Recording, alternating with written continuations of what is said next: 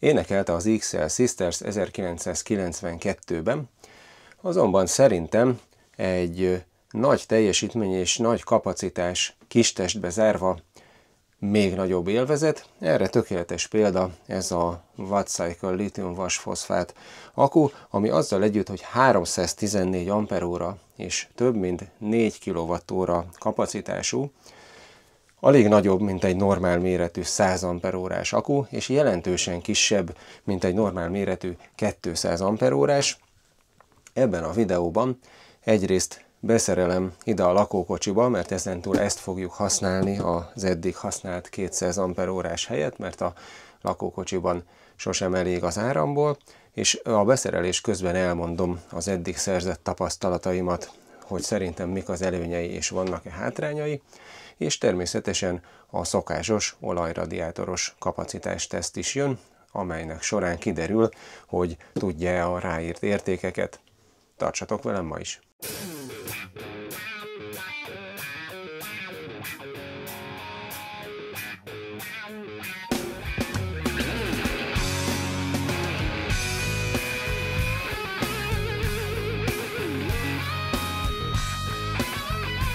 Hát így fölülről eléggé jól látszik, amiről az előbb beszéltem, hogy ez itt egy normál méretű 200 Ah, ez pedig a 314 Ah mini. Hát szemmel látható, hogy körülbelül kétharmad olyan hosszú, a szélességre nagyjából ugyanakkora, és a magassága, ezt majd egymás mellé téve tudom mutatni, egy olyan 1,5 centivel több, tehát gyakorlatilag térfogatra is jelentősen kisebb, meg az általa elfoglalt hely szempontjából is jelentősen kisebb, azzal együtt, hogy több mint 1,5-szer akkora a kapacitása. Hát ez nagyon nem akármi, mert ez, ahova egy 100 Ah befér, oda jó eséllyel ez is, mert annál meg alig nagyobb, tehát így egy ilyen kicsivel hosszabb, csak meg egy kicsivel magasabb.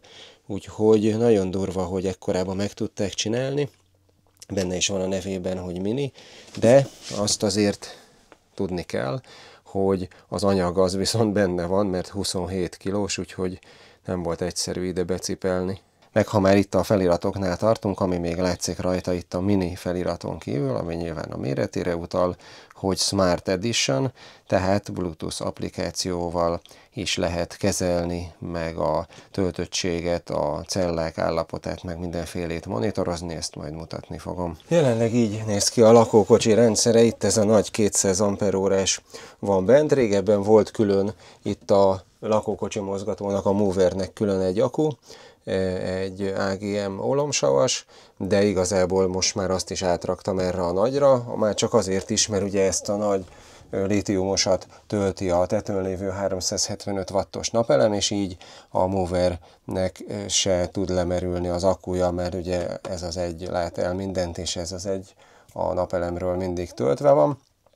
De hát elkezdtünk átállni a lakókocsiba a hűtő, meg a fűtés szempontjából, meg a főzés szempontjából is a gázról villanyra, mert egyszerűen nagyon drága a gáz, és így már a nagyobb fogyasztók miatt a lehető legnagyobb akkut érdemes magunkkal vinni. Hiszen amúgy a lakókocsi fűtése egy ilyen gázkonvektorral volt eddig megoldva, mi az őszi szünetben is, októberben is mindig szoktunk egy utazásra menni a lakókocsival, és akkor azért már mínuszok is előfordulhatnak éjjel, úgyhogy kellett a fűtés.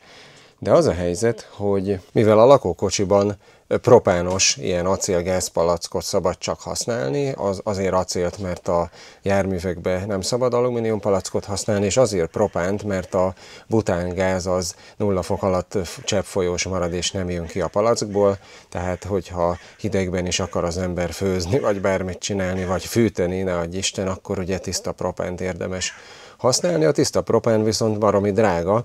Amikor én ezt a palackot utoljára 2 éve töltettem, akkor 20 000 forint volt a megtöltetése, és hát ebbe 11 kg gáz fér, ami hát azért nem olyan sok, hogyha az ember úgy rendesen fűt, akkor egy hét alatt simán ki tud fogyni. mindezt tetézve a gáztűz helyen való főzéssel, meg fürdéshez, mosakodáshoz való vízmelegítéssel, meg aztán tényleg nagyon hamar el lehet fogyasztani egy ilyen palacknyi gázt. Arról nem is beszélve, hogy ugye ezekben a lakókocsikban a hűtő is olyan, hogy 3 üzemű, és 230 volttal, 12 volttal és gázzal is tud működni. Nekünk ez a hűtő a 12 voltos rendszerre nincs rákötve, mert egyébként ezek úgy vannak bekötve, hogy csak a vonófejtől, a vontató járműtől jövő 12 volt esetén működnek 12 voltról, ezért mi eddig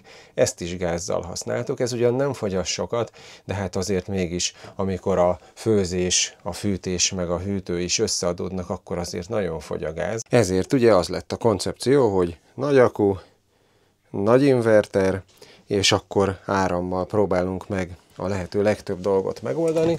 A fűtést, a konvektoros fűtés helyett például azt csináltuk, hogy nappalra nem kell igazából, mert nappalra fel tudsz öltözni.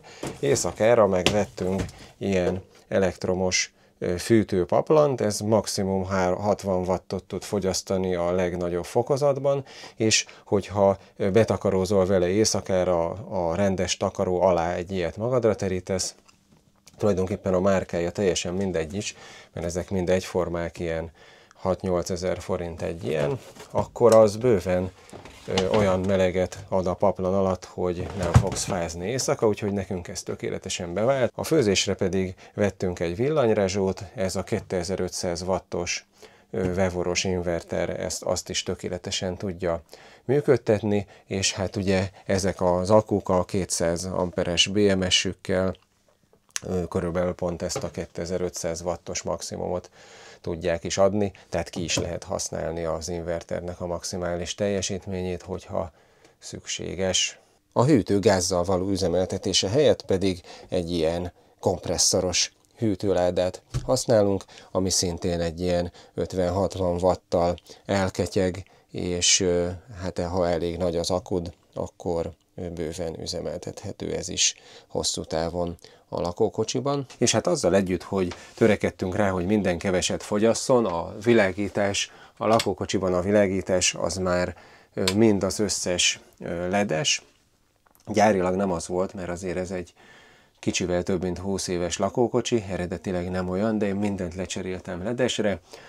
A kis vízszivattyúk nagyon keveset fogyasztanak, de hát azért, amikor mondjuk egész éjjel a fűtőpaplanok mennek, aztán nappal meg használjuk a villanyrezsót, ha csak röviden is, meg megy a hűtőláda is, akkor azért az jelentős fogyasztást jelent hosszabb távon, és amikor süt a nap, akkor nincs is gond, mert a 375 wattos napelemtábla azért elég jól tud egész nap olyankor visszatölteni, és akkor olyankor ez teljesen működőképes, akár egy viszonylag kisebb akkuval is, de mondjuk olyankor, amikor az őszi szünetben akár napokig borús az idő, és nincs igazán visszafelé töltés, akkor viszont már nagyon nem mindegy, hogy mekkora az az akku kapacitás, amit be van építve, hogy az az akku az egy nap alatt le fog emerülni, vagy akár a napelem visszatöltése nélkül is néhány napra elegendő, és azért ilyen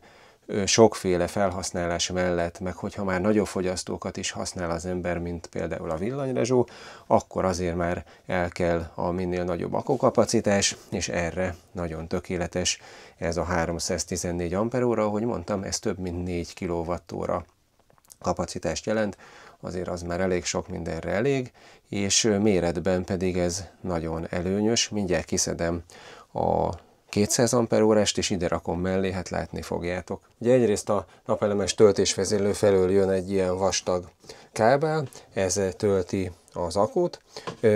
Az inverter az közvetlenül az akkura van kötve, nem a töltésvezérlőre, annak itt mennek a kábelei, és ezen kívül pedig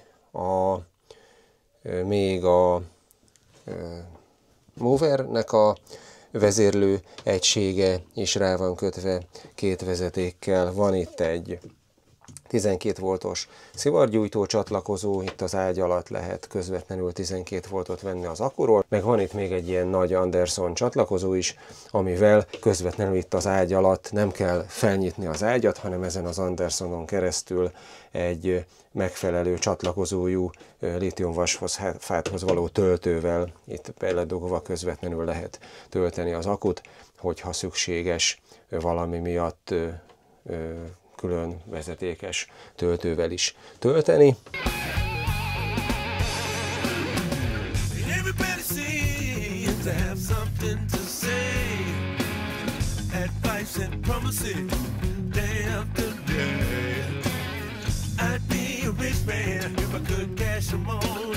Na és megint, amit mondtam, hogy látod, hogy az alapterületre mennyivel kisebb, gyakorlatilag a szélessége ugyanakkora, de sokkal rövidebb, és innen most megpróbálom megmutatni, hogy hát körülbelül ennyivel, egy ilyen 1,5, maximum 2 centivel magasabb, de valójában ugye ez az egyetlen mérete, a magassága, ami egy kicsit nagyobb, a szélessége ugyanakkor, a hosszúsága pedig jelentősen kisebb, úgyhogy egyszerűen kisebb helyen fér el, ezért ezt a távtartó alumínium szögvasat arrébb is kell majd raknom, hogy ezt is rendesen megtartsa a helyén.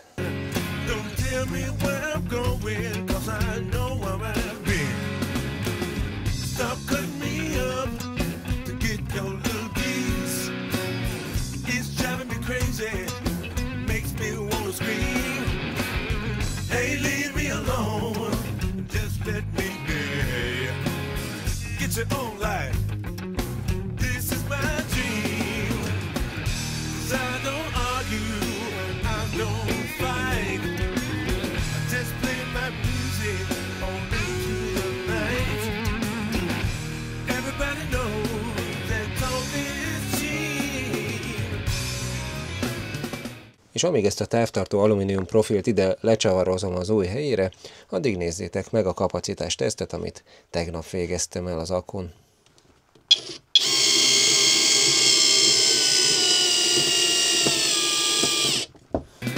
So I let my 6-string do my talking for me.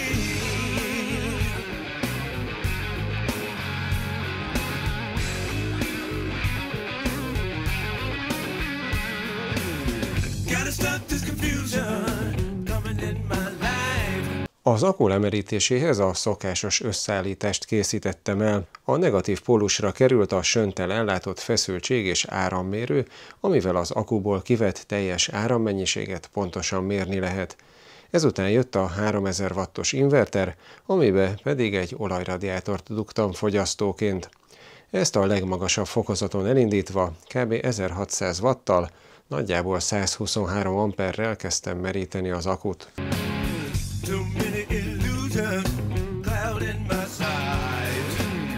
Gotta find my own way, I'll make it through. I know who I am, I don't need to prove it to you. Néhány óra elteltével a radiátor egyik fűtőszálát lekapcsoltam, mert a nyárias időben mindig túlmelegedett. Így kb. 900 watttal, 80 amper körüli áramerősséggel ment ki az utolsó, körülbelül 100 amperóra az akkuból. A 314 amperóra elérésekor még bőven 11 volt felett maradt a terhelt feszültség, ami nagyon jó. Látszik, hogy a ráírt érték felett is még bőven maradt az akkuban töltés. Stop tagging me down, I'll find my place. I don't need you crowding into my space. All these opinions you got to give. Na és ahogy mondtam, ez ugye egy smart, tehát Bluetooth kapcsolattal is ellátott akku. A Google Play járóházból simán le tudod tölteni a Wattcycle nevezetű applikációt, és akkor elvileg ott kell megkeresni és hozzáadni az akut. Most ott tartunk, hogy letöltöttem. Azt mondja, hogy pull down to start scanning, tehát húzzam le, hogy rákeressen az akura. Hát elvileg itt talált is valamit. Would you like to connect Bluetooth? Hát igen, szeretnék kapcsolódni. És akkor itt azonnal meg is jelent. Hát tehát ezt hívom én egyszerűen és magától értetődően működő applikációnak, amit letöltöttem, és utána ennyit kell csinálni vele, hogy működjön. Mutatja is, hogy 100% a töltöttsége, ugyanis tegnap a kapacitásteszt után feltöltöttem, és akkor nézzük, hogy még mit lehet benne nézni. Itt lehet kibekapcsolni a töltés és a merítés lehetőségét, tehát meg tudod azt csinálni, hogy akár ez az applikációval, távirányítással kibekapcsolod a rákötött dolgokat azáltal, hogy a merítést kibe lehet kapcsolni. Itt mutatja a feszültséget, a pillanatnyi merítőáramot, a pillanatnyi merítő teljesítményt, most ugye nem működik róla semmi, ezért nem mutat. És hát egyébként egy kicsit bele tudunk nézni a celláknak az állapotába, illetve a cellák közti különbségbe, és itt van külön a 4 cellának a feszültsége. Itt mutatja, hogy a legnagyobb és a legkisebb cella feszültség mennyi az átlag, és mekkora a legnagyobb különbség. Ezzel valamennyire jobban be tudunk tekinteni az akkunak az állapotába, és akkor nézzük, hogy mit tud még. Ja, hát ugye itt volt a kezdőlapunk, és itt pedig, hát én nem tudom, mit lehet. Ja, itt a watt cycle elérhetőségei vannak. Na, mit lehet itt beállítani? Settings. Aha. Na, hát azért ez viszont nem akármi. A legtöbb ilyen applikáció, ez nem szokott lehetőséget adni ilyen szintű beállításra. Itt látod, hogy a maximum töltő feszültség, a maximum töltő áram és minimális töltési hőmérséklet, maximális merítési feszültség, tehát az a feszültség, ameddig engedje a BMS lemeríteni, maximális merítőáram, amit engedjen, maximális töltési hőmérséklet.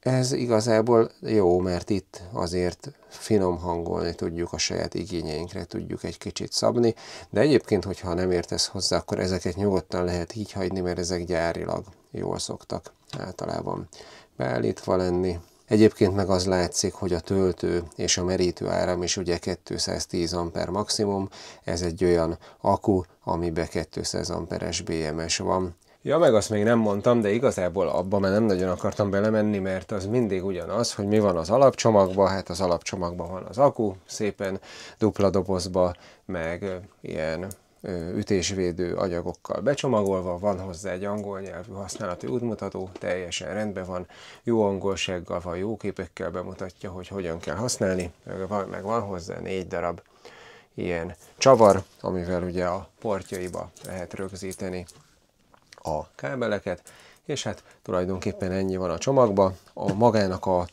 tokjának, a műanyag dobozának a minősége és a kiképzése teljesen ugyanolyan, mint általában a jó minőségű lítium-vas-foszfát akuknak mindegyiknek. Azt láthattátok, hogy ilyen madzagos füle van, ez szükséges is, mert ahogy mondtam, 27 kg, azért ezt elég rendesen meg kell tudni fogni, de ennél a fogantyúnál fogva normálisan lehet cipelni. Igazából a külső építési minősége teljesen rendben van, a kapacitásteszten láthattátok, hogy a beltartalma is nagyon rendben van. Én ilyet még nem láttam, pedig azért jó pár lítium-vas-foszfát akku volt már nálam az elmúlt nagyjából 1 év során, hogy ennyire túl teljesítse valami a ráírt paramétereket. Volt már olyan, például a 140 amperórás Power Queen akku, ami lazán tudta a ráírt értékeket, általában azért olyan necces szokott lenni, hogy úgy pont elérik, vagy nagyon kicsit alatta vannak, de igazából az még elfogadható.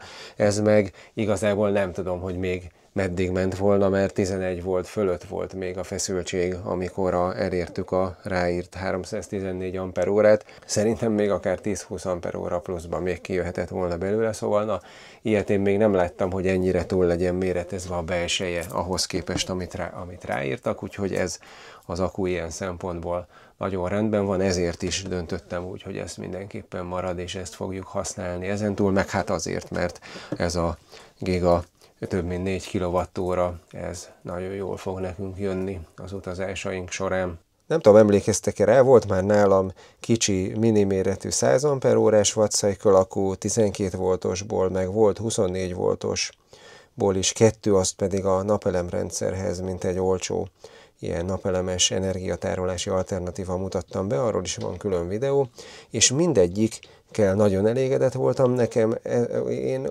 kezdem úgy érezni, hogy a wattcycle a kedvenc ilyen akkumárkám, mert mindegyik tudta azt, ami rá volt írva.